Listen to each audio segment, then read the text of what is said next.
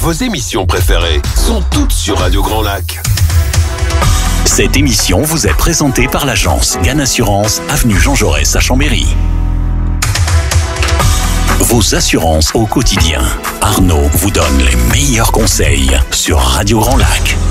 Bonjour à toutes et à tous et bienvenue dans notre émission spéciale sur Radio Grand Lac, le grand bain de la vie locale. C'est votre émission qui parle des assurances, des choses à savoir indispensables sur la gestion de vos contrats, la prise de décision par rapport à vos assurances. Et aujourd'hui, c'est une émission spéciale sur les vacances et les assurances. Comment on envisage cette période? Qu'est-ce qu'on doit faire par rapport à ces assurances? Je vais vous donner les meilleurs conseils pour partir en vacances en toute tranquillité, en toute sérénité. On va évoquer au cours de cette émission différents types d'assurances, les assurances voyage, les assurances de bagages. On va évoquer les assurances au quotidien. Je vais vous donner également des mesures de prévention pour éviter de se retrouver avec un sinistre insurmontable lorsque vous rentrez de vacances ou pire, un cambriolage. Je vais vous donner des solutions pour éviter ça, des indices qui dissuaderaient des gens mal intentionnés de s'attaquer à vos biens. Je profite de cette émission pour saluer mes clients qui m'écoutent régulièrement. Je crois également qu'il y a mes salariés qui vont m'écouter aujourd'hui, donc je les salue, ils sont à l'agence.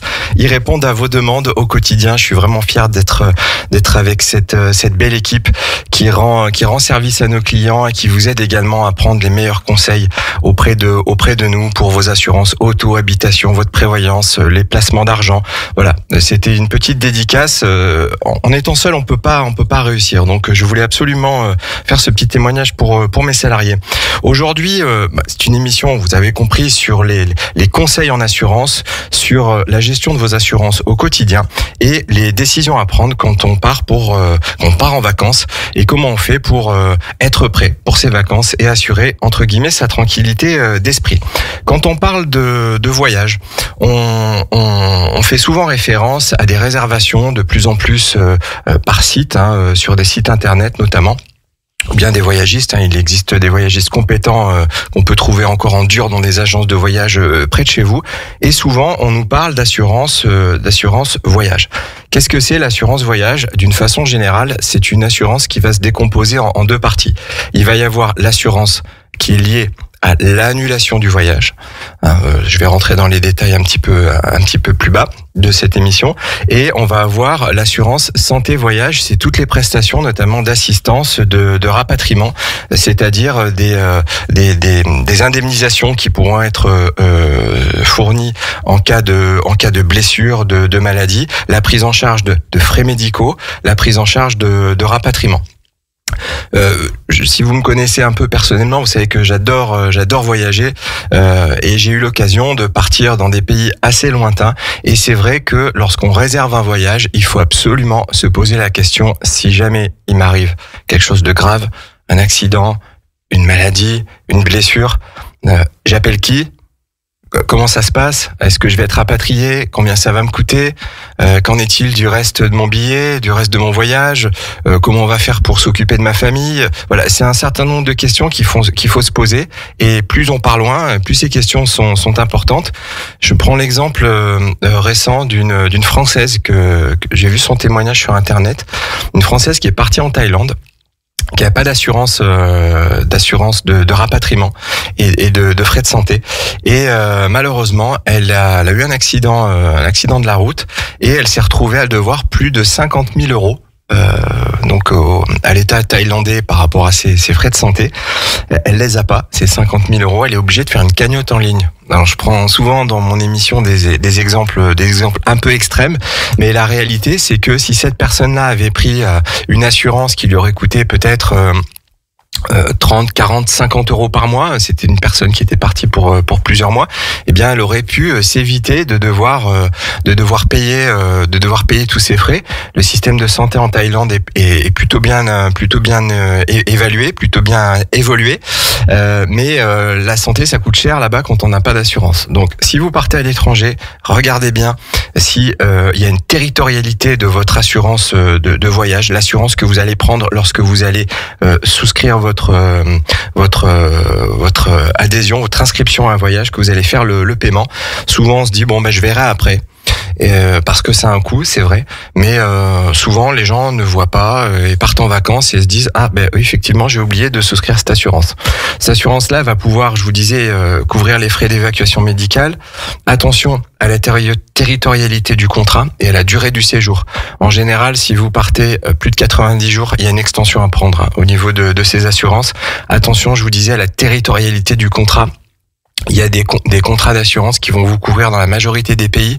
Il y a certains pays où on a peut-être un risque géopolitique important, où vous n'allez pas avoir de garantie d'application de la territorialité du contrat. Donc regardez bien avant de partir pour tout ce qui est assurance santé, frais médicaux, si le contrat que vous avez ou que vous voulez souscrire correspond à vos besoins. Quand on parle d'assurance voyage, on parle aussi d'assurance annulation. L'annulation d'un voyage, c'est suite à une situation imprévue qui s'est réalisée et qui va vous obliger à annuler ou à reporter votre voyage. Ça peut être une maladie avant de partir, un accident, un décès dans la famille ou même des circonstances imprévisibles telles qu'une catastrophe naturelle. Les circonstances, il y en a quand même un certain nombre, donc je vous invite encore une fois à regarder à l'intérieur de l'assurance annulation que vous souscrivez pour votre voyage si vous avez des circonstances qui correspondent à vos besoins. Vous allez engager des frais. L'assurance va vous permettre d'être indemnisé si vous ne pouvez pas prendre l'avion, par exemple. Alors, vous avez des assurances, notamment sur Internet. Je vous invite à être vigilant parce que vous avez des assurances qui vont vous couvrir la totalité du voyage. Ça, c'est plutôt bien. Puis, il y en a d'autres qui vont vous couvrir qu'un certain montant forfaitaire ou un pourcentage des frais du voyage, c'est-à-dire le vol plus l'hébergement. Soyez vigilants sur ces aspects-là. Ça peut complètement remettre en question votre budget, puisque si vous avez prévu 3, 4, 5, 6 000 euros pour partir en vacances et que malheureusement, suite à un accident ou une maladie, avant de partir, vous ne pouvez pas être remboursé de ce voyage, ça fait quand même, au-delà de pas pouvoir partir, ça fait quand même un trou dans la raquette, un trou dans le portefeuille, et ça, c'est vraiment un calcul à faire. Aujourd'hui, il y a même des comparateurs d'assurance de voyage. Vous pouvez également souscrire ce type d'assurance annulation avec certains moyens de paiement qui sont mis à disposition par votre banque. Nous, chez GAN Assurance, on peut vous proposer ce type d'assurance. Assurance pour le vol, assurance pour l'hébergement ou pour les deux. Ça, on va pouvoir le faire, nous, pour tout ce qui est vacances. On peut le faire également pour des séjours linguistiques à l'étranger. Il y a beaucoup de jeunes qui partent l'été pour apprendre l'anglais, qui partent à l'étranger ou une autre langue étrangère d'ailleurs, mais qui vont partir. Là, faut regarder le contrat d'assurance, effectivement. Je vous disais, la plupart des compagnies bancaires aujourd'hui vous proposent ce type d'assurance avec les cartes bleues. Ça peut être une carte Visa Premier ou la Mastercard, la fameuse Gold. Vous avez des garanties d'annulation à l'intérieur. C'est des garanties de rapatriement, c'est des garanties de prévoyance. Vraiment, ça vaut le coup de s'y pencher et de s'assurer si on est bien éligible aux conditions de prise en charge. Je vais vous donner une information importante par rapport à la prise en charge des cartes bancaires. Il faut impérativement qu'il y ait un lien entre un lien familial, un lien de vie entre les différents assurés. C'est-à-dire que si vous vivez en concubinage chacun de votre côté et que vous payez le voyage pour deux, vous et votre compagne ou votre compagnon avec la carte, attention parce que l'assurance, dans la plupart des cas, ne va marcher, l'assurance annulation, que si il est établi qu'il y a un lien de vie commune entre les deux personnes.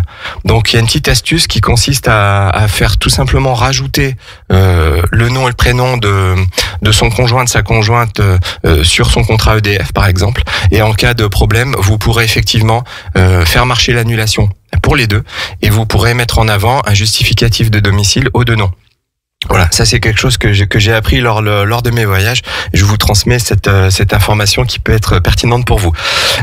Important aussi, les cartes bleues vous permettent d'avoir des sommes d'argent disponibles.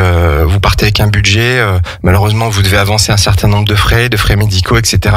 en attendant d'être rapatrié. Aujourd'hui, vous avez des systèmes qui vous permettent avec les cartes de crédit, tout simplement d'avoir une avance de somme d'argent. Voilà, ça c'est important. On parle aussi souvent dans les voyages, les vacances. Vous êtes peut-être, vous, à titre personnel, en train de réserver vos vacances. On parle souvent d'assurance bagages. Personne ne souhaite perdre ses bagages en voyage, mais ça peut arriver. Cette assurance bagages, en général, elle est comprise dans le voyage que vous souscrivez. Elle va vous protéger contre la perte, le vol, les dommages de vos effets personnels pendant le voyage. Elle peut également couvrir les frais d'achat d'articles de première nécessité en cas de retard important de vos bagages. Pensez à bien étiqueter vos bagages en toutes circonstances. On dit toujours il vaut mieux prévenir que guérir. Aujourd'hui, vous avez des porte-clés, des balises géolocalisées avec votre téléphone. C'est pratique, c'est simple. Vous pouvez enfermer cette capsule dans vos bagages et vous pourrez retrouver votre bagage facilement. Pour ce qui va concerner le vol de choses à l'intérieur, d'objets à l'intérieur de vos bagages, on va souvent vous demander, vous exiger d'avoir un code fermé, une valise vraiment fermée, inaccessible, ou d'avoir un cadenas. Il peut y avoir des cas où ce ne sera pas pris en charge. Si il y a une marque d'effraction, c'est un peu comme un vol avec effraction pour votre assurance habitation, par exemple.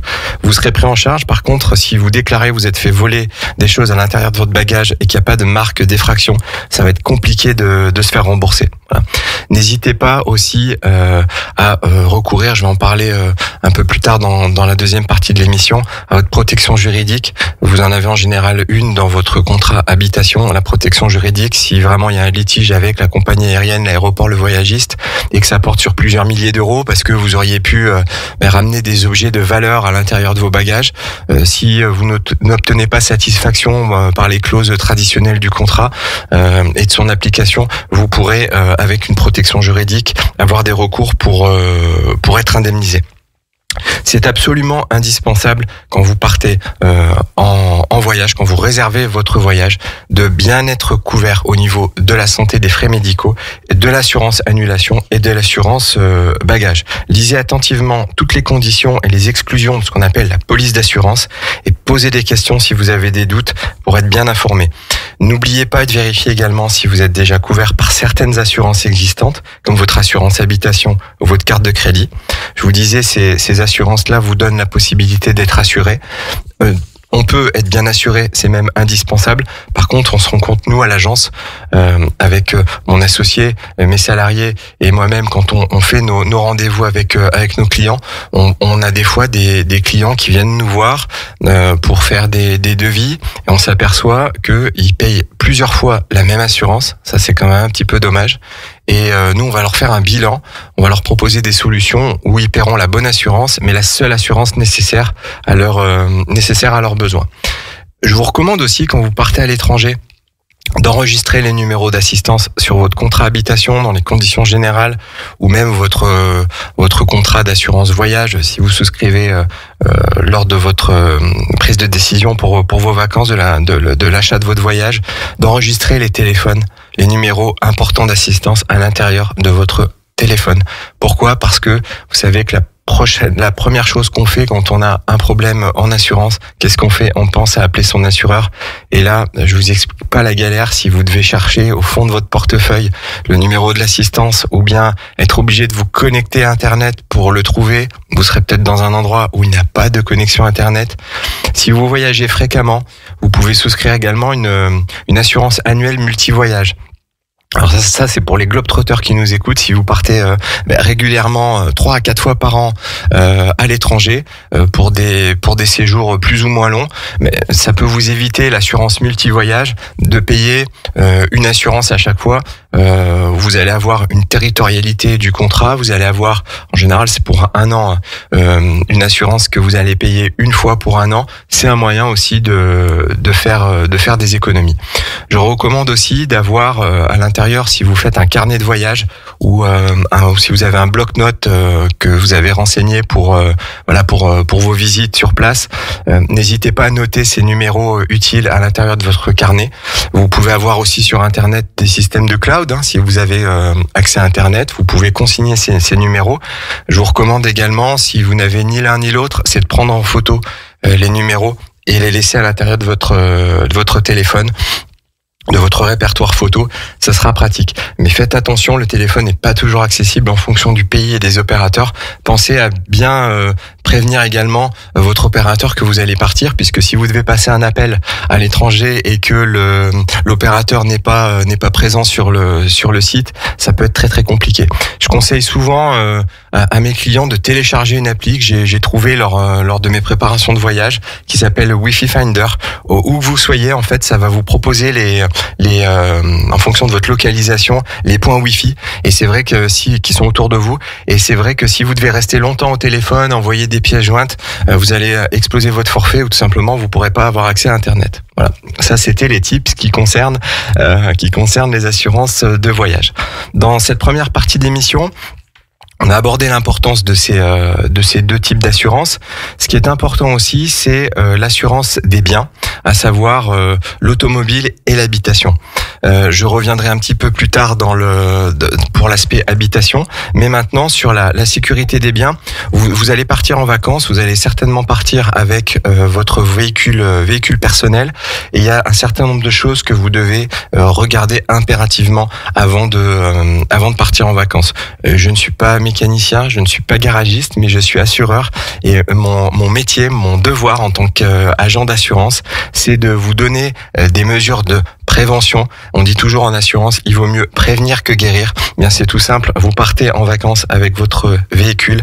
Bien, pensez à regarder, à appliquer les règles de sécurité routière et pensez à regarder l'état des pneus de votre véhicule, les freins, les feux, les niveaux d'huile, les liquides de refroidissement, le lave-glace. Tout ça, c'est des petites choses qui peuvent vous éviter d'avoir des sinistres, de tomber en panne.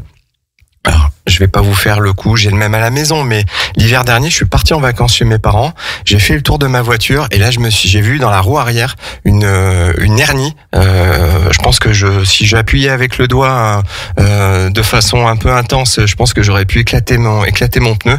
Bah, tout simplement, je me suis évité en faisant un tour potentiellement d'avoir un accident sur l'autoroute, ce qui n'était pas forcément une bonne idée pour le véhicule et ma famille et moi-même. Donc, par des mesures de prévention, vous pourrez vous éviter des galères d'assistance, des galères de rapatriement. Donc, pensez à regarder l'état de vos pneus et vérifiez bien tout ça, l'état de votre véhicule avant de partir. Vous avez peut-être déjà assisté à une expertise automobile. Si c'est pas le cas, je peux vous expliquer comment ça se passe. Quand vous avez un dommage sur votre véhicule va dans un garage, et là, vous avez l'expert qui arrive. Et l'expert, la première chose qu'il fait, il regarde la date de contrôle technique, il regarde le kilométrage, et il va regarder l'état des pneus.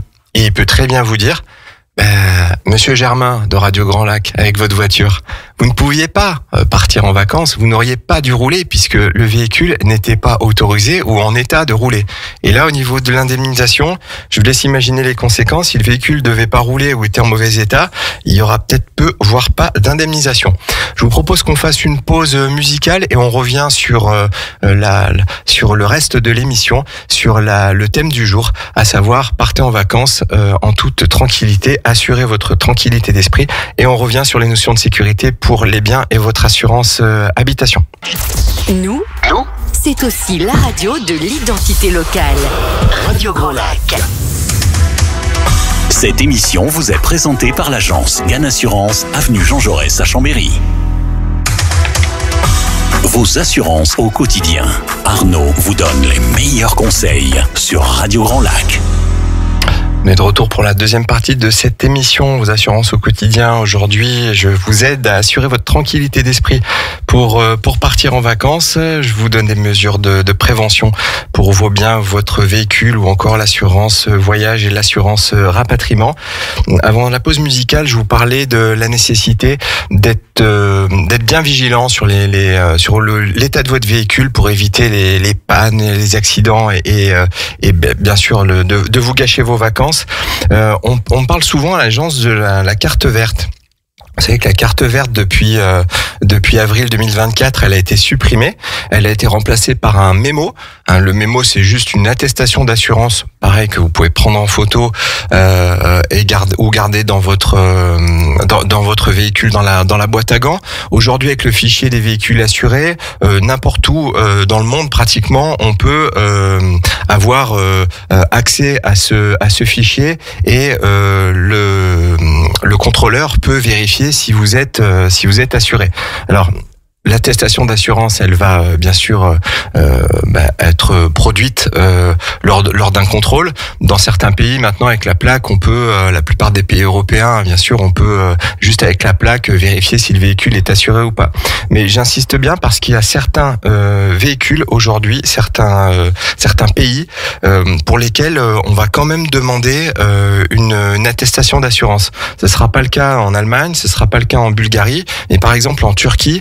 Vous pouvez pas dire monsieur le policier, vous inquiétez pas, prenez le numéro de ma plaque et vous allez retrouver l'attestation d'assurance. Ça ne marche pas. Donc si vous voulez vous rendre avec votre véhicule dans ce pays-là, par exemple, il faudra impérativement avoir une preuve d'assurance. Ça, c'est votre assureur qui va vous le donner. Également, quand vous partez à l'étranger, soyez vigilant sur la validité du permis, parce que vous pouvez conduire à l'étranger, mais vous avez certains pays, je parlais de la Thaïlande, je reviens sur la Thaïlande. Aujourd'hui, en Thaïlande, il vous faut un permis international. Ça, c'est quelque chose que dont vous devez vous occuper, bien sûr, avant de partir. Soyez vigilant quand même par rapport au délai, parce qu'en Thaïlande, on va éventuellement vous demander ce permis si vous louez un véhicule. Alors, je pense que dans la plupart des cas, on vous le demande pas. Voilà, ça se fait comme ça. Mais si vous êtes contrôlé, là, vous serez mal et les amendes sont salées. Et vous serez peut-être amené même à payer directement le policier de la main à la main. Bon, si vous n'avez pas le permis, c'est le permis international. Pensez à le demander. Et puis c'est tout bête, hein. Il y a certains pays qui roulent à gauche. Si vous le sentez pas, roulez pas. Vous allez vous éviter des désagréments. On me pose la question souvent quand on voyage à l'étranger, est-ce qu'on est couvert par l'assurance auto ? Eh bien oui, votre assurance auto, elle peut vous couvrir lors d'un déplacement à l'étranger, mais vous devez vérifier avant si votre contrat peut vous couvrir dans le pays où vous séjournez. Il peut être prévu par exemple que seule la garantie responsabilité civile s'appliquera à l'étranger, alors que l'assurance ne fonctionnera peut-être pas pour le dommage au bien. Donc vous allez avoir aussi, en fonction du pays, des restrictions d'assurance.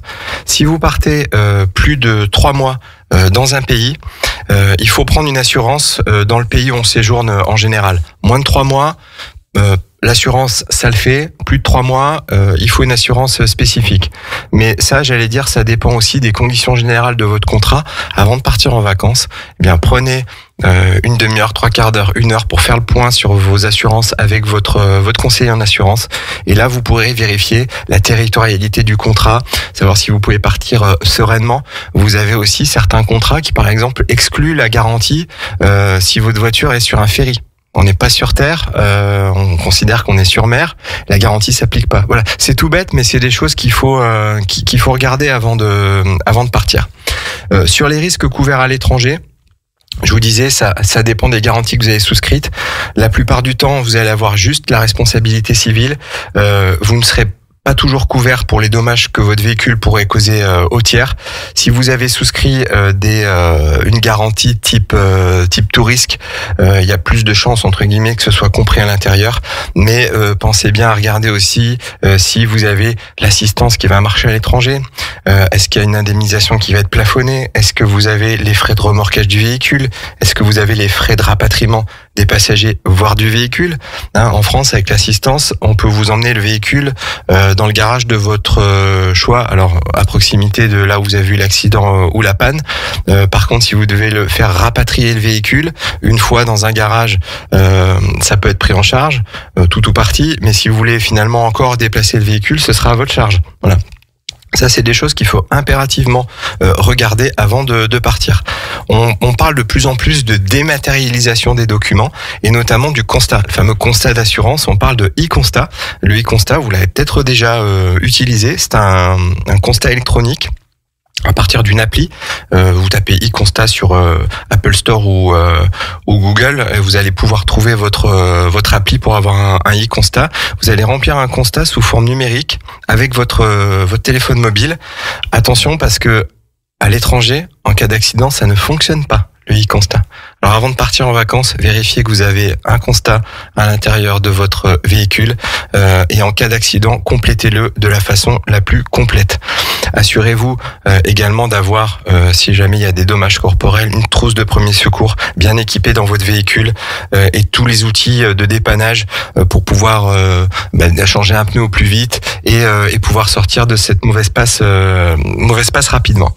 Je vais vous parler maintenant du logement. Aujourd'hui, dans la plupart des contrats d'assurance habitation, vous avez l'assurance dite, elle n'est pas toujours en option, vous avez l'assurance dite assurance villégiature. Aujourd'hui, vous avez des propriétaires, surtout quand vous passez de particulier entre particuliers. Vous avez une assurance villégiature qui peut vous être demandée. Qu'est-ce que c'est cette assurance ? C'est une extension en fait de votre garantie d'assurance habitation, une extension qui va s'appliquer au logement que vous avez loué pour une semaine, 2 semaines, 3 jours. Voilà. La garantie villégiature, elle n'est pas toujours demandée. Je vous recommande quand même de regarder si elle est comprise dans votre contrat, parce que même si le propriétaire vous la demande pas, ça peut être bien, le cas échéant, d'avoir des dommages qui sont pris en charge par votre assurance et pas des dommages que vous allez payer de votre poche. Sur les notions d'habitation, pour éviter les dommages tels que notamment le vol, le cambriolage, je vous recommande, chers auditeurs, d'être vigilants sur l'aspect de votre maison avant de partir en vacances. C'est tout bête. Pensez à tondre à ras votre pelouse. Pourquoi ? Parce que si une personne mal intentionnée fait le tour du quartier et vous êtes parti 2 semaines, 3 semaines, en ce moment, par exemple avec l'alternance de la pluie et du soleil, de la chaleur, on a la pelouse qui pousse, l'herbe qui pousse très très vite.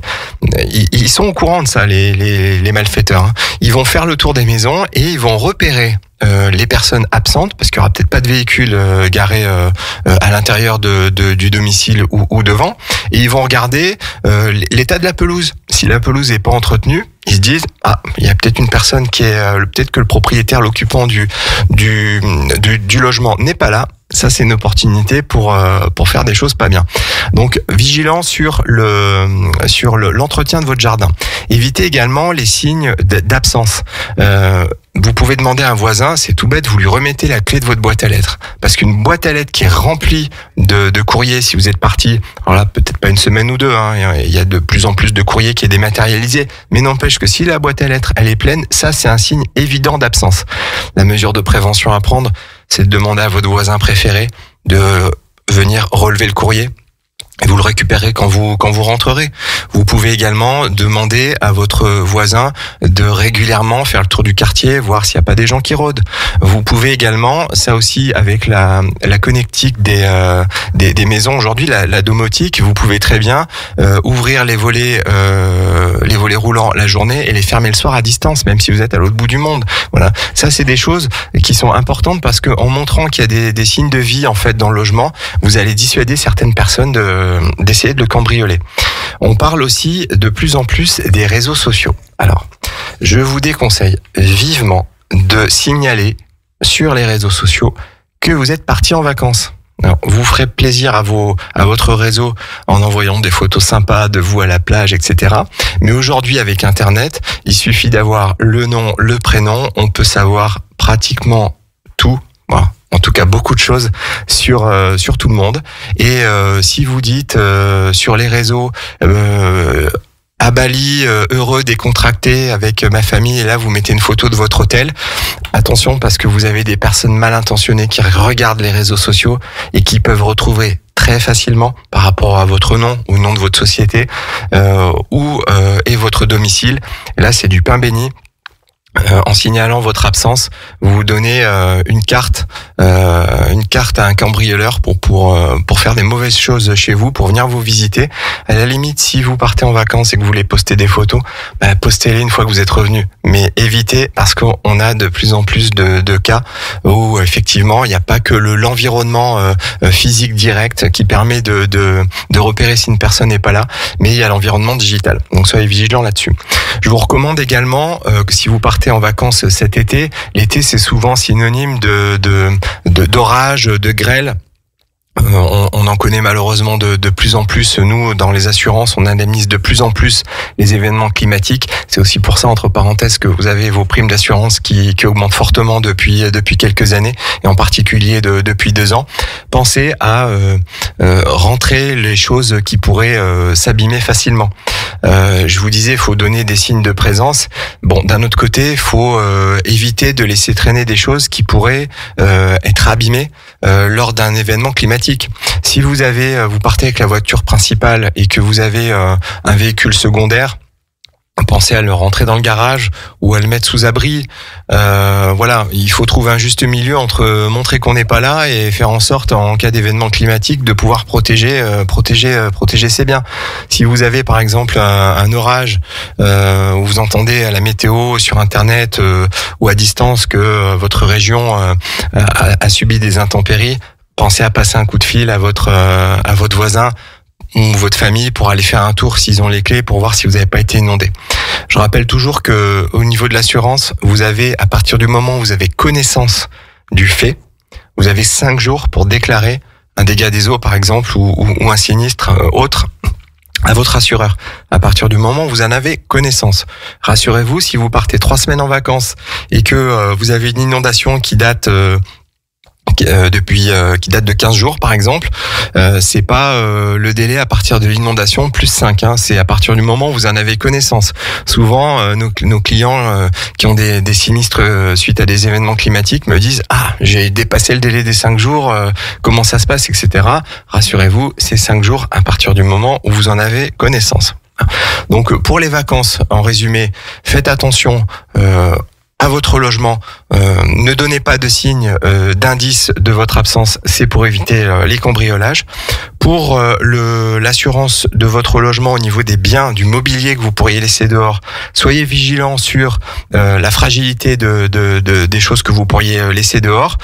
Alors ça peut être votre voiture, mais ça peut être aussi une table de jardin, ça peut être une table en verre, que sais-je. Il y a plein de choses qui sont susceptibles d'être cassées suite aux événements climatiques. Ça, c'est important. C'est des mesures de prévention, et on dit toujours, il vaut mieux prévenir que guérir. Souvent, les vacances, ça donne du bonheur, ça crée du plaisir, mais il peut y avoir des sources d'ennui aussi, notamment avec des prestataires auxquels vous avez fait appel et pour lesquels vous rentrez en conflit. C'est un litige de la vie quotidienne, il n'y a pas de vol, il n'y a pas de dommages aux biens. Par contre, l'hôtel qu'on vous avait promis avec vue mer, finalement, il n'y avait pas vue mer, c'était une photo qui datait d'il y a 10 ans.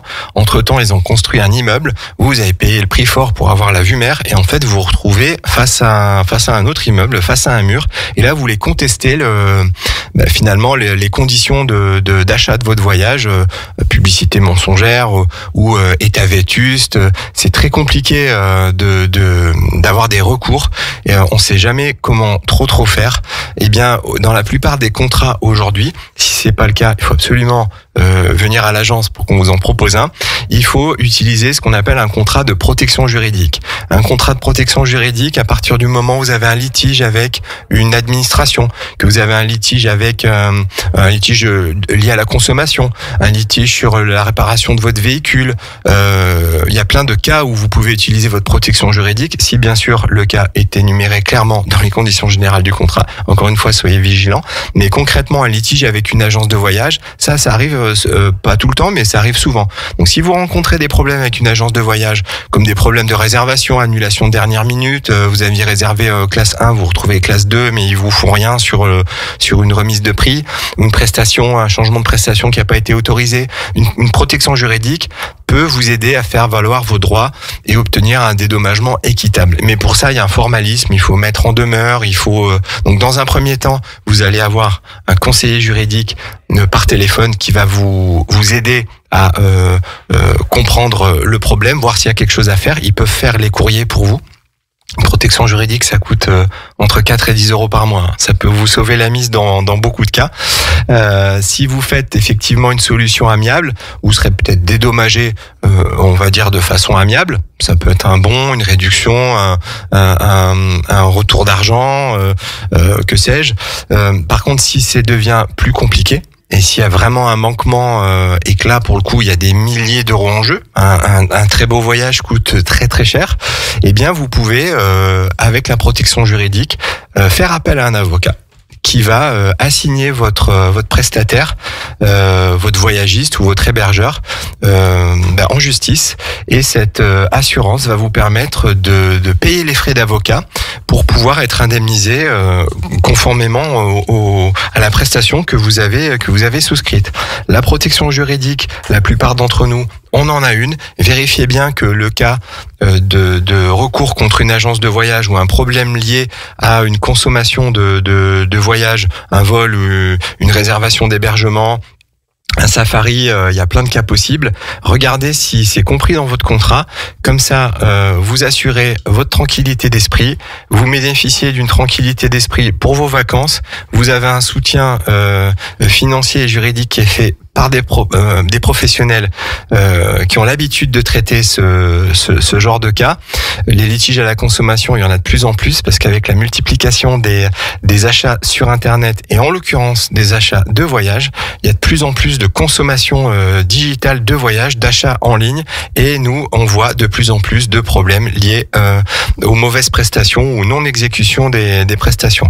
Donc avant de réserver votre voyage, assurez-vous que vous avez une protection juridique. Je rappelle, un contrat d'assurance se souscrit avant que la chose pour laquelle on s'est assuré n'arrive. C'est-à-dire que vous ne pourrez pas, si vous avez été déclassé ou mal hébergé, vous ne pourrez pas souscrire une protection juridique à votre retour de vacances et venir contester la prestation. Donc tout ça, il faut le faire avant.